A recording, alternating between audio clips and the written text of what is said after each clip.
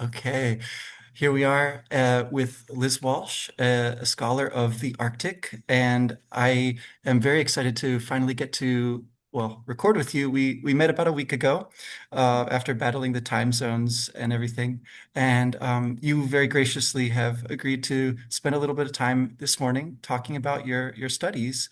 The paper that I found was called, let's see here, I've got it pulled up. Historic Materials Among the Displays, the Pitt Rivers Museum, December 12, 2022 to December 31, 2023. So you were looking at a specific exhibit there, but maybe you could just start by introducing in a little bit more general sense, like what you work on and how that relates to Philip Pullman. Sure. Thank you so much for inviting me to be with you today. I really do enjoy the work of Philip Pullman, and I love professionally and personally the Arctic. So it's a great joy to get to talk about both together. So I broadly look at Indigenous and non-Indigenous relations in the North American Arctic, I'd say is taking my work at its kind of broadest. But within that scope, um, a lot of my work has looked at museums specifically and non-Indigenous imaginaries of the Indigenous Arctic. So Yes. what you get in anthropology museums, what are traditionally called ethnographic museums or ethnographic collections when they're in a larger museum, and how objects of material culture, things that people produce, are used to tell stories. And in kind of the specific case of my work, how the cultural materials, possessions, belongings of Arctic Indigenous communities are used to tell stories that are crafted by non-Indigenous communities. So who see these things and use them to kind of depict their imaginaries of what Indigenous life and Indigenous Arctic life is like. So Gotcha. that's kind of how I got into um, this specific kind of exhibition that I mentioned in the exhibition review that you read. Gotcha. And you don't give like a score to the exhibition or anything like that, but you talk about it qualitatively, and there's some pros and cons, it sounds like. Could you like say in a overview kind of way, like how are they doing at the Pitt Rivers Museum with that kind of delicate work of bridging the imaginary of one people to the culture of another and sort of bringing across something that is faithful to uh, in a, I guess, objective sense, what is there, but also making that more comprehensible or more graspable by another culture. Yeah, so I will say that the Pitt Rivers Museum is one of the kind of great and well-known ethnographic museums globally among people who study kind of ethnography and museum anthropology. I think that the museum has done absolutely wonderful work. They've done a lot, particularly, but not exclusively, in the past decade to 15 years, to bring communities into the process of displaying materials, particularly when they develop kind of new exhibitions. So there's a lot of special exhibitions that are curated within the space of the Pitt Rivers Museum. I think that community engagement work has been absolutely wonderful. There's a lot of collaborative research and collaborative display that happens through that institution. Um, I think one of the things that's interesting about the Pitt Rivers is that it's very specifically um, arrayed. So, in most Mm. ethnographic museums that you'll encounter today, or in most ethnographic collections, objects are grouped by um, region, Mhm. by cultural group. And so you'll go to the British Museum, for example, and you'll see the materials from the Arctic, from different Arctic communities, are all in one space. The materials from Latin America are all in one space. Where the Pitt Rivers, as part of its kind of founding um, donation, Augustus Pitt Rivers, the original donor who founded the museum, stipulated that he wanted these things to be arrayed by type. So instead of having things split amongst different groups of people, you have things from different groups of people all kind of put together in glass cases of just one type of object. So I remember as a kid, I grew up on a farm, horseback riding, and a thing when I went when I was in my late teens that really struck me was that there was a case full of horse saddles. And that was kind of exciting Yeah, because yeah. all of the horse saddles from all over the world were in one place. Interesting. Um, just in a big case. And similarly, you get like cases of for example, navigation related instruments. So you'll get Mm, compasses alongside other wayfinding objects, mm. and they're all in one case. And so that's how the whole museum is laid out. It's also quite distinct in that it's kind of tucked away. It's behind the Natural History Museum in Yeah. Oxford, so you have to go through the Natural History Museum to get in. So there's this weird kind of feeling of enclosure um, that I think is really it's an evocative space, but it also kind of has this ability that I think museum people are kind of aware of to kind of transport. Yeah, And there's positive and negatives in that, and I think sure. that's where I would kind of pick apart some of the things that um, were done in the exhibition of the His Dark Materials props from the TV series. Right. So there's an attempt to, I guess, bridge or like connect different cultures by these types of object or these purposes for which the object is used or something like that. And so in that sense, there's this ecumenical feeling of like we're all sort of in this together, right? And I guess what you lose then is the distinctness and the particular context of, how those objects work together to paint a picture of like an integral culture or region or something like that. Is that sort of but then you introduce this other problem that, well, maybe it's a problem that some of these objects are actually filtered through the imagination, not just of Philip Pullman and his stories, but then also the script writers, the costume designers, the props, everything that has to do with the TV adaptation, right? And so then those objects are carried back into our world, right, and placed there right alongside maybe more traditional or sort of authentic um, you know, uh, pieces of someone else's world, culture world that is, or regional sort of life. And then when you put those all next to each other, I guess maybe I'll let you describe what you think about that, but it does seem like there's some kind of maybe false equivalence that's set up there, or some sort of dissonance is introduced.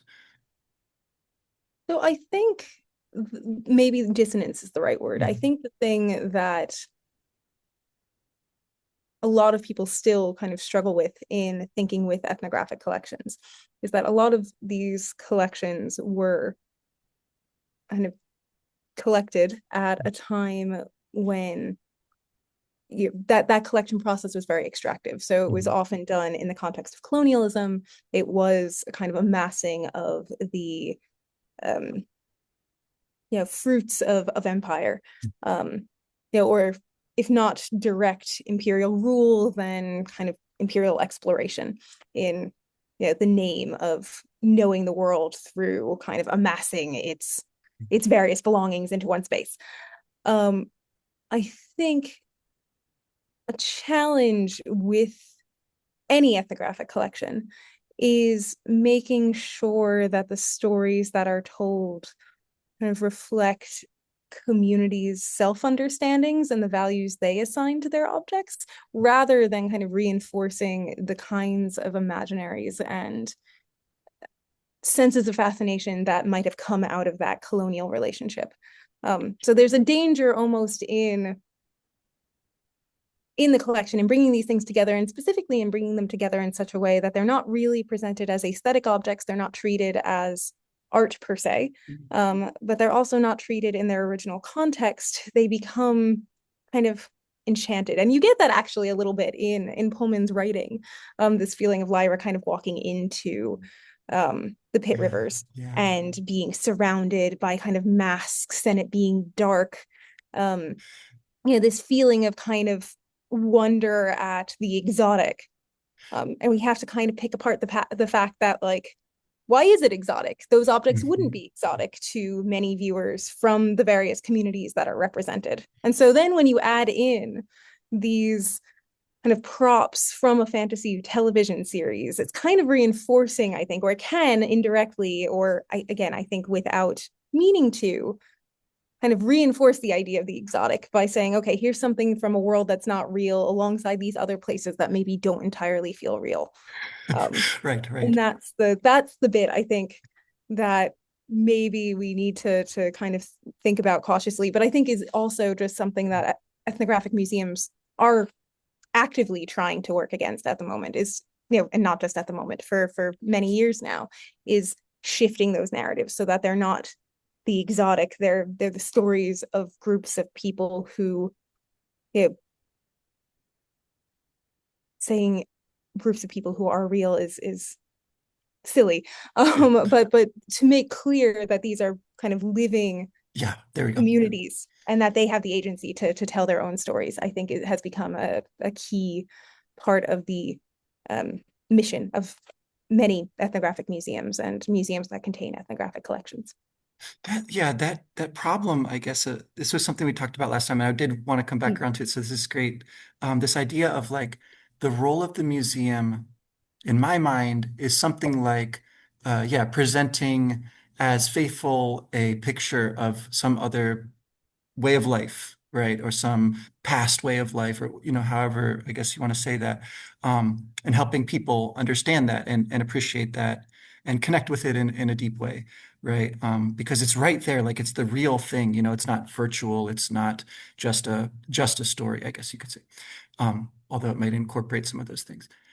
Versus what I take to be the role of like stories and literature is a lot more of a kind of conveying a sort of enchantment or a spell almost like that it's cast. And so it comes from the writer's imagination through the page, through the voice maybe of the narrator or the characters, and then into, amalgamated by the reader and they sort of get wrapped up in the story and it becomes part of them. And so there's this kind of division in my mind between like the more objective role of the museum, ideally, and the more uh, yeah, I don't know, somehow fuzzy, dreamlike qualities that literature has. And so then when you try to like bring those things together in an exhibit, I could see that being rather tricky. Yeah.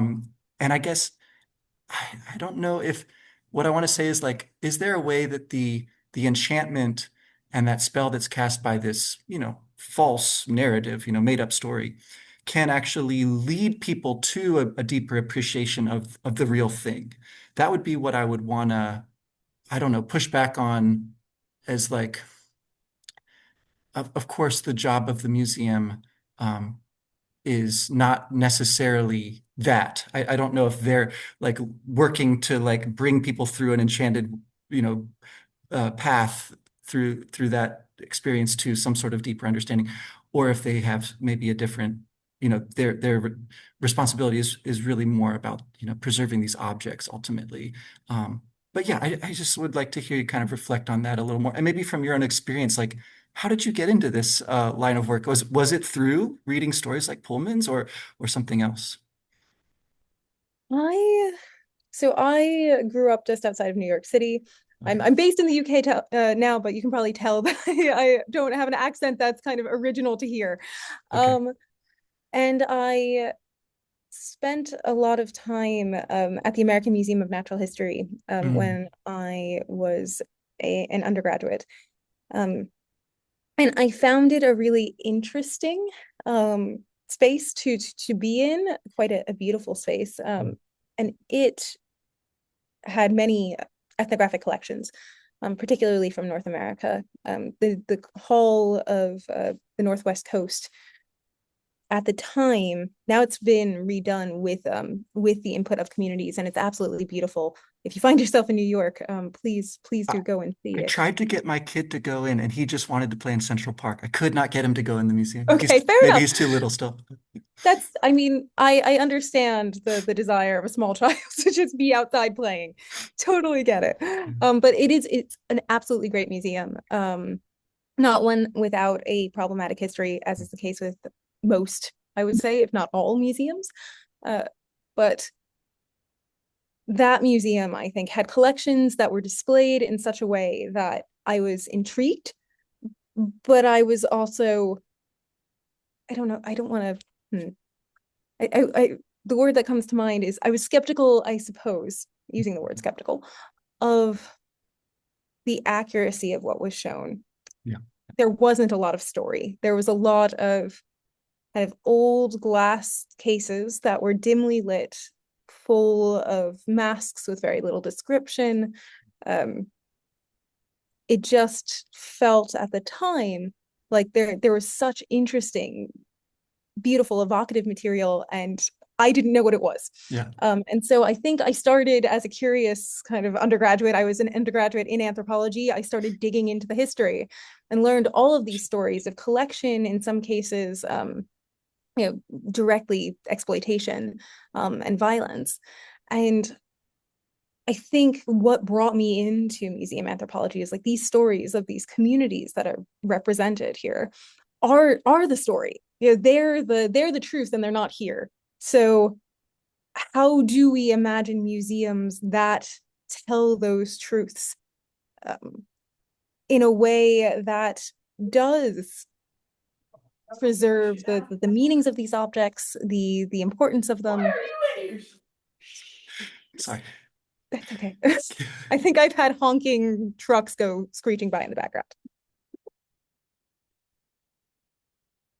No, I just got some students showing up, but Yeah. okay. So you were like, okay, can I get involved in helping to present a fuller story of these objects and one that is, yeah, um, more inclusive of the communities from which they came, right? To try to address some of those past wrongs and yeah. Yeah. Yeah. So And that's, oh, nope, go ahead. so I was just gonna then ask about so specifically your interest in the North, then is that kind of flowing from those those Northwest exhibits and things, and then that's kind of how you got on that track. But again, I have this like inkling that like something to do with Pullman's evocation of the North might have played a role. I don't know.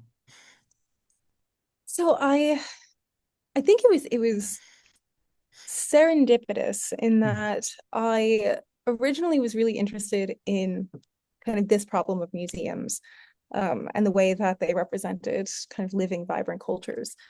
And I, in addition to that, um, was very interested in kind of the history of the US specifically and its relationship with Indigenous communities. And I ended up through conversations with friends, collaborators, um, interested specifically in the experiences of Indigenous communities in the state of Alaska, or what is now the state of Alaska, and eventually ended up doing about 16 months of research in Utqiagvik, which is the farthest northern community in the United States. It's just right up at the top of Alaska. And it, you know, I mean, it was a wonderful experience. I went there to kind of better understand how that community relates to its environment and how Indigenous and non-Indigenous people in that community differently understand environments. I had an eye toward kind of material culture as well, toward objects. Um, Again, it wasn't my intention originally. I think as I was thinking about these questions, I didn't have the Arctic in mind as a kind of original location to kind of do this work. But being in the Arctic, I think, and getting to work with the communities who are from there, specifically the Inupiat, um, is absolutely wonderful, and it's a place that I still miss and Mhm. still try to go back to when I can. Mhm. Um, I don't know if that directly ties to having read Pullman at a young age. Again, I think I have some gentle critiques of how Philip Pullman depicts the Yeah, North. right. Um, Maybe a little less than gentle in some cases, but I think that he depicts more of the North, and more of a variety of people in the North than we often encounter in fantasy fiction. Yeah. Um, his is, I think, a north that feels, again, it feels magical, and I have a little bit of a critique of that. Yeah. Uh, but it feels also integral to his storytelling. It doesn't just feel like set dressing. Um, Yeah, absolutely. I'd be curious to hear about your impressions based on, really being there and really interacting with people and building those relationships and things versus Pullman. I mean, it's pretty much purely imaginary, I think, in his case. I think he says somewhere that he like applied for a grant way back to try to go and see the Northern Lights, and he didn't get the grant, so he didn't go, and maybe since then he's had the opportunity. I don't really know, um but he just sort of pulls on stories and history and various things, and then he kind of concocts this amazing story. I mean, it's fascinating, and it is not true to the real world at all, right? I mean, there's witches, there's talking bears, famously, like sort of the mascot of the whole enterprise, and then there's this, of course, this sort of demonic father figure who opens a gateway to another world with spoilers, the death and betrayal of the protagonist's best friend thrown into the bargain, right? As part of that. So, and then she has to sort of fix it, over the rest of the 600 pages of the story. So maybe just like, could you tell the story of the first time that you saw the Northern Lights and how that sure. kind of, yeah, yeah. Yeah. No, so I was staying in the staff dormitory of a tribal college in Utrecht, and I was going to bed. I think I fully had my glasses, or if I had contacts in at the time, like off my face. And I just happened to have my window shades pulled up, and I was kind of glancing out. It was dark. It was probably pretty late. I think it was 10 o'clock at night. And I just noticed with my terrible vision, without my vision being corrected, just like something green and glowing after having been there for probably been there a few months at that point and hadn't been lucky. And so I just was like, oh my God, and grabbed my glasses and put them on. And sure enough, the Northern Lights were out my window. And I just took off, having never seen them before, um, through the staff dormitory, through to a common room where a bunch of students were staying up. Yeah, it was late, but not super late. Mm. And I was just so excited. I burst in. I'm like, oh my God, Northern Lights outside right now. And the students, who were all themselves Inupiat, just very sweetly looked at me, and I can still remember their faces, just very like very sweet, but very just like, this naive woman from the South. Um, I remember one of them saying to me, "Oh, that must be really exciting for you." Like, right, okay, these are young people who have grown up in the Arctic. But I was still like super excited, and I was like, I'm gonna go, and they were like, "Yeah, you should go. Take lots of pictures, and you can show us." And so I did. I went running outside, and it was one of the most spectacular displays of the Northern Lights I think I've ever seen, actually, in my life. I was just lucky that that first time was so amazing. And they just were swirling. They changed color to purple. They just felt like they were dipping down. And I just went outside of this building, which is an old kind of, it used to be a naval base. So it's all these kind Mm. of prefab, stocky buildings, or partially prefab. And I was just outside, like away from all the lights as far as I could get safely, and just like looking at the sky and spinning. And yeah, just it was incredible, and it genuinely felt incredible. And the communities there have lots of stories about the Northern Lights, and what they mean. In many cases, the Northern Lights can actually be slightly menacing, Mhm. um, and so there's kind of, you're not supposed to, for many people, like whistle at the Northern Lights, because that, can cause danger. They can come down and hurt you. Um, but there was definitely this sense for me, not knowing that at the time, of just enchantment and something otherworldly. And my friends who were students, when I ran back into the building eventually, did ask to see my photos, and they're like, Okay. "Oh, that's so exciting, Liz." And I was like, "Oh, thanks. I know you're just humoring me, but thanks." Did they tell you then or later like the stories about how the Northern Lights are considered dangerous. Uh, and I mean, do they believe those? Do they sort of just pass them along as like this is what we used to believe, but now we don't? Like, where does that story fit into the bigger picture now, as you kind of think about the imaginary versus the real or the culturally rooted? I mean, I I don't think on that night I was told that story. Mm. And I honestly I can't say for whom that story is still it does still govern Yeah. relationships to the Northern Lights. Again, I heard a couple of versions of it from different people. Mm. Um, and I think there's a genuine respect for the importance of that knowledge that's been passed down over generations. How much people abide by it, yeah, I don't know that I can say, but Mm. there's certainly, I think, even if there's not the kind of like me being so excited, that kind of level of emotion whenever the Northern Lights come out, because they can come out fairly often depending on where you are in the Arctic. I think there is still, a recognized sense of something feeling, if not supernatural, feeling different, feeling Yeah. um again, maybe again, I'm not sure even otherworldly is the right word, but just yeah, there's something else. There's a kind of presence.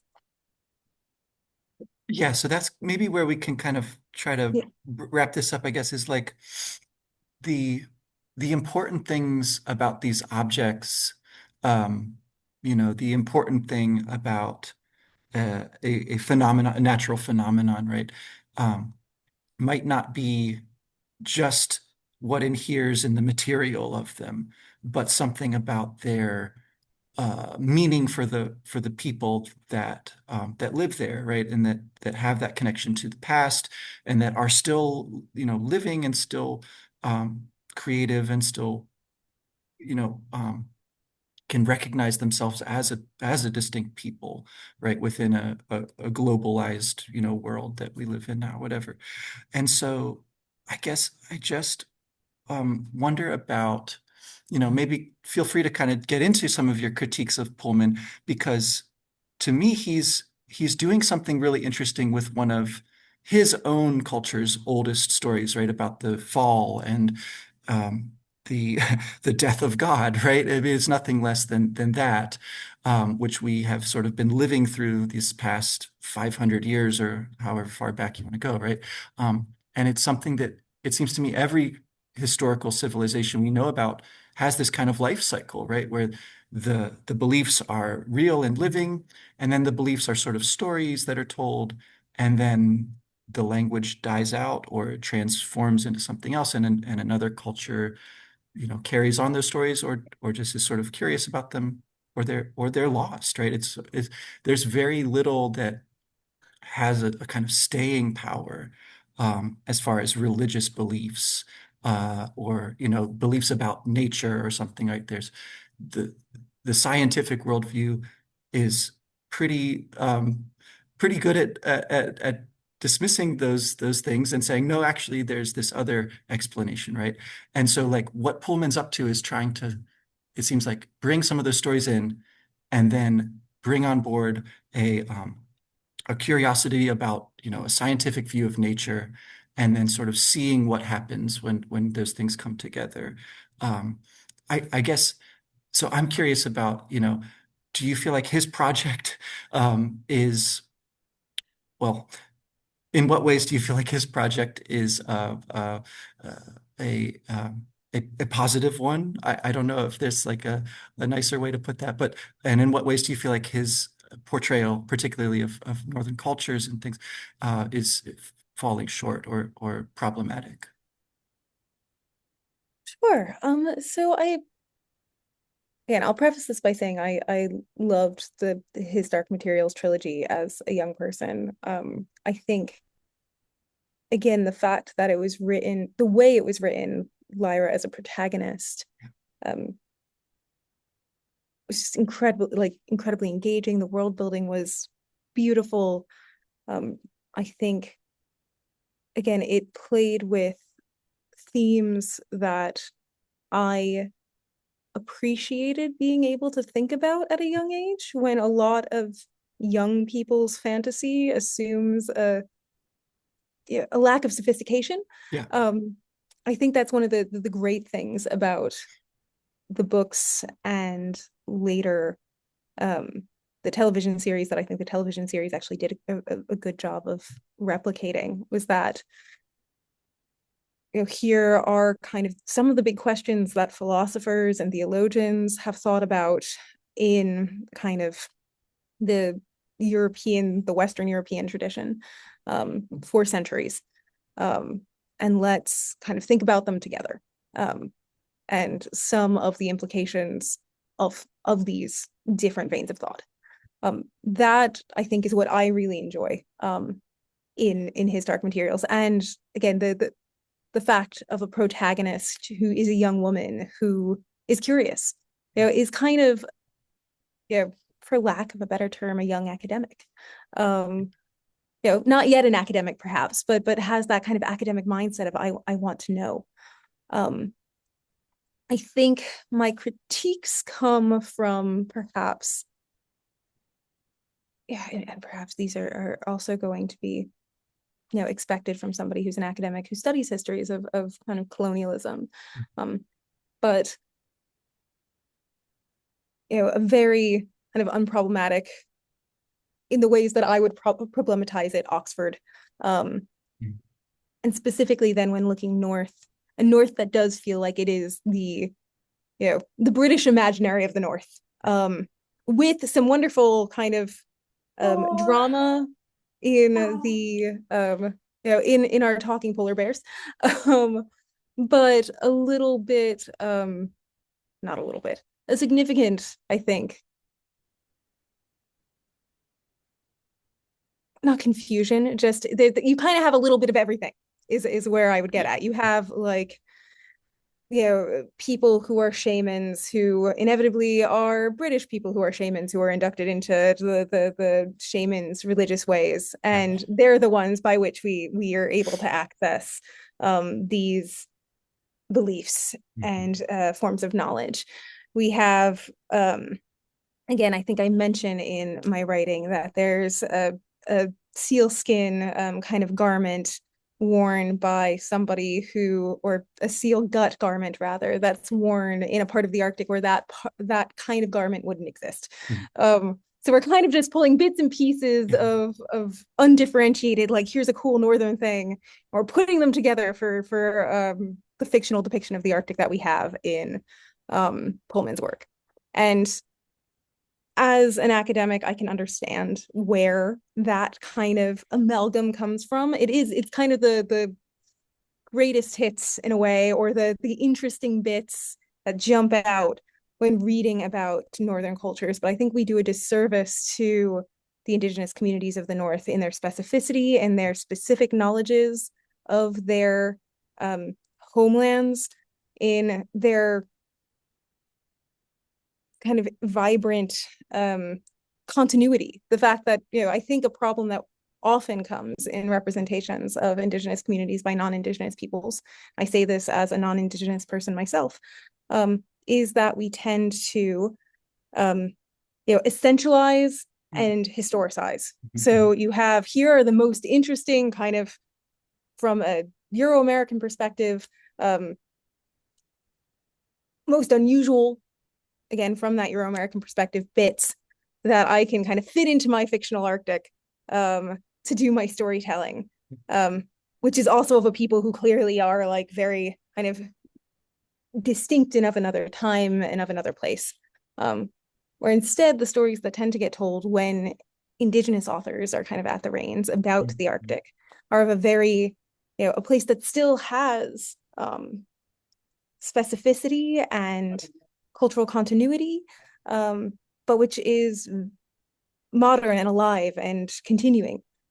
So even as, you know different influences come into Arctic life, um, these are groups of people who are still here, and often in spite of, um, others trying to get rid of them or trying to erase their way of life. I think that's something important that doesn't really come through in Pullman's Arctic, and a critique I would bring to it is, you know, when we're representing kind of groups of people, ideally we should try to represent them as they are and as they'd Yeah, like to be yeah, yeah, represented. yeah. That, yeah, that makes a lot of sense. And I, I think I very much agree with that. And so I'm looking forward to, you know, when you get the chance, when you get the grant to go back and do that, bringing together a group of students or something and being like, hey, let's, could we all work on some kind of compilation of stories, or maybe someone there has written their great novel and they just need a publisher or something like that. I think that would be really, really fascinating. And I really appreciate you bringing this perspective on Pullman, which is not one I would normally have maybe thought about, but is extremely, I think, illuminating. Um, so yeah, I think we're just about to run out of time on Yep. my thing, but thank you again. Of And I look course. forward to, continuing to exchange emails and whatnot, and look forward to your future work. Yeah. No, thank you so much again for the invitation. All right, take care. Take care. Bye-bye.